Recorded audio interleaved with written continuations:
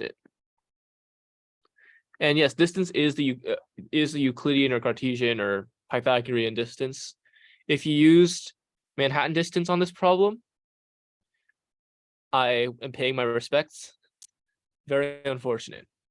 But yeah, that's basically it for this problem. This one's like a simpler one.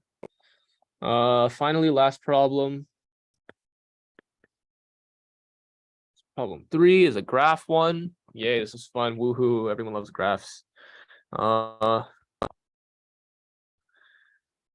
If I was everyone, everyone would love graphs. Anyways, we got n vertices, m edges. And then what's cool about these edges is that like you have like a start position C and then like end position D, right? Oh, for problem 2, how could you have told it was Euclidean distance? It says somewhere over here, like it never said anything specific about like Manhattan distance, and for this problem it was really confusing and hard to tell.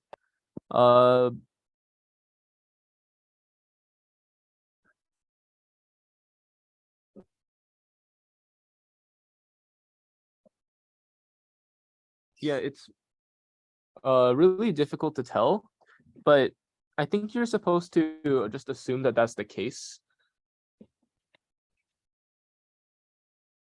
Yeah, no, the cal at 050 does arrive just in time.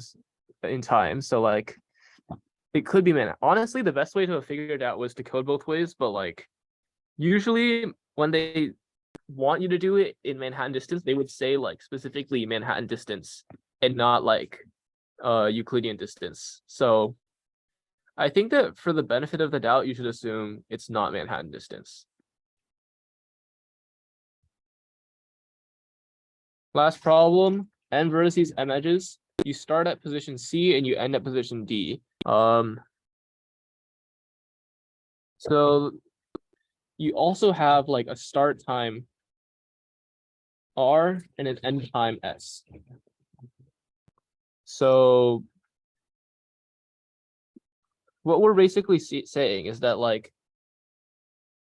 if we go to a position like a vertice C at time R, then we basically end up at D at time S. So let me draw this graph real quick. And then 2 to 2 again. And then 2 to 3. Okay, and then this is the first part. And then our times would be like 0, 10, and then like 11, 0, and then like 120 or something. Which basically means that if we leave 1 at time 0, then we end up at 2 at time 10. We can also leave 2 at time 11 to go back to time 0 at 2. And then if we leave 2 at time 1, we can go to time 20 or something. So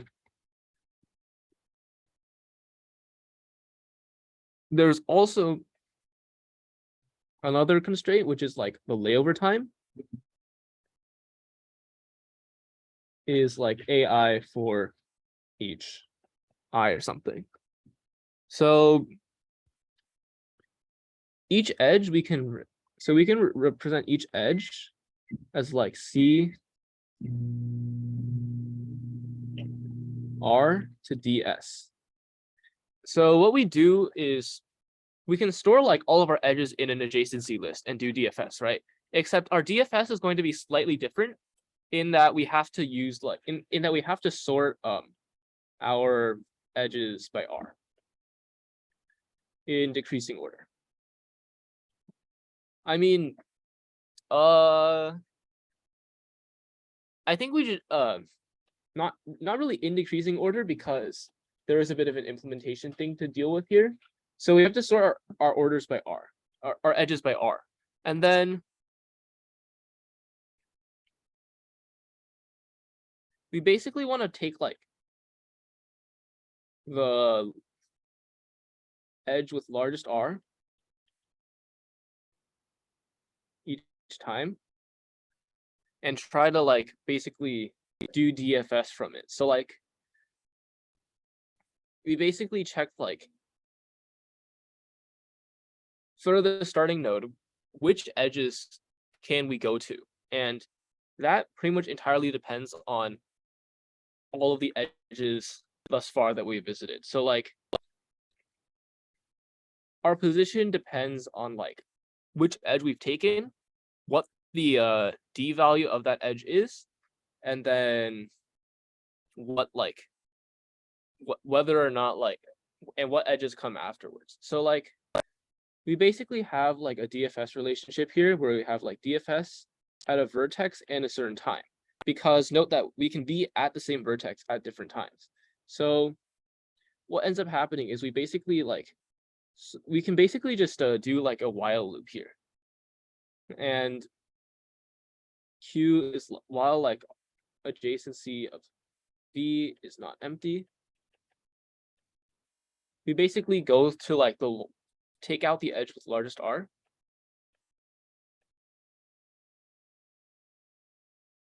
And by take out, I mean literally remove it. Like literally remove it, because you don't want to go back to the same edge again, because you've already like looked through all the possibilities of going through this edge, and there's no need to look over it again. That's just gonna lead to like extra time wasted, which will give you a TLE. So you literally take out the edge with take out the edge, not with length R, but with like starting time. No, I said largest R. I can't read my own handwriting. Largest R. So we literally remove it, and then we see that we now have an edge CRDS here. So we basically just do like we basically just take a graph D, and then we basically just do like DFS at DS, and then we see. Oh wait, no, first we need to check if like R is greater than like T plus A of V or something. This is just because of the layover constraint over here. If not, we can just break. Otherwise we like DFS of like, wait, actually, my bad. I think that this, like the checking thing, should happen before we remove the edge.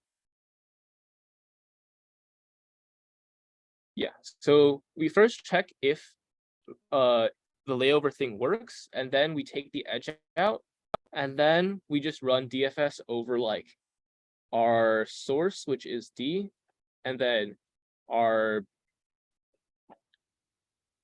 time, which is S. And we also need to update our answer for D to be S. And yeah, so this is essentially how we run our recursion for DFS. And we initially call it from 0 with time negative infinity, because otherwise, like, notice that 0 still has a layover time. So like the layover time for 1 is 10 right here. So, oh wait, not 0. Every time I said 0, I meant 1. So so 1 still has a layover time. So if we start 1 at like time step 0, then we're basically going to have to do some extra like lines of code to figure out like how to deal with the layover time, ignoring the layover time for this path specifically.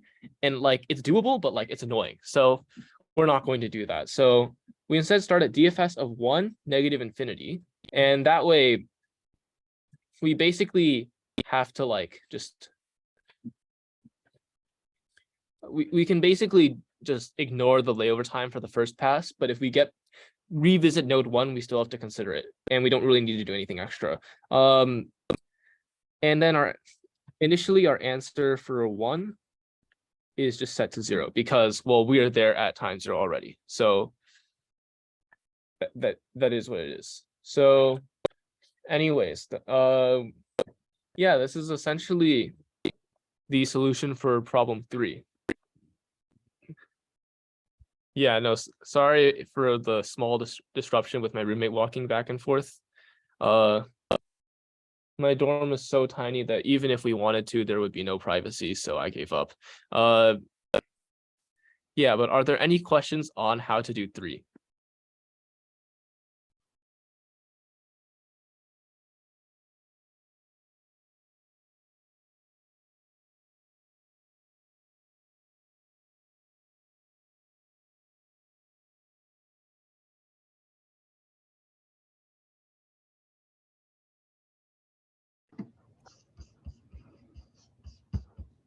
All right, so I think that this sort of warrants like a bit of like a talk about when to use DFS and when to use BFS. So like there's like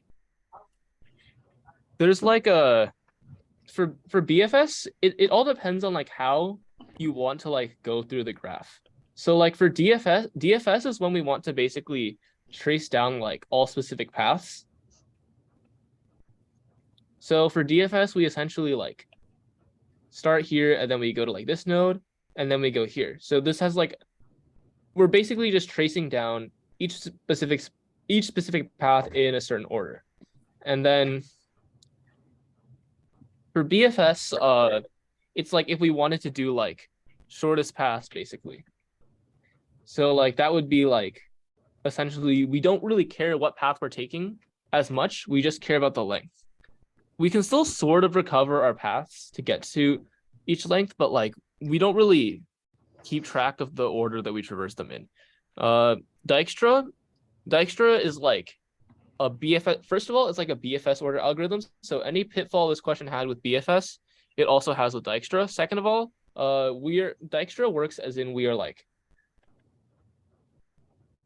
I mean, it's sort of similar, but like not really. Dijkstra's is like we basically do like distance of u equals to like distance of v plus u, plus like the weight from v to u. Anytime we want to go from v to u. So assuming that it's better. So this is like not really the same because here what we're doing is essentially checking, okay, so what time have we reached a certain point at? And then we're basically still considering it even if it's not ideal because there is a chance that we could like time travel back to like a really good node from like a really late timestamp. So yeah, we're still going to end up considering that. So yeah, I don't think that BFS or Dijkstra are very good solutions for this problem. Any other questions?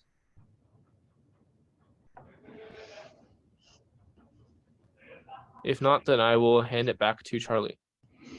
Yes, thank you, Albert. I have a final slide to share with you here. If you may get your results by the end of this week, mostly Friday. If you pass, congratulations. If not, please don't be discouraged. Let's just keep up. Nothing is easy to be achieved if that's a big thing, or significant things. So from XCamp, we will help you prepare the next USACO if you need to. First, we have March public USACO mock test. It's on March 18th, 4 to 8 p.m. Pacific time. The second one, we have some on-site camp. It's the last 2 weeks of July. We based on San Jose. If you would like to improve more in the summer, please join our summer camp. We have limited seats, 20 students per level. Finally, you may know we have weekly weekend class. Our spring quarter starts April 1st. Summer quarter starts on June 21st. These are 10-week class online. Again, thank you all, Albert, again. Students, congratulations if you pass. If not, just keep up. Okay, have a good night. Bye.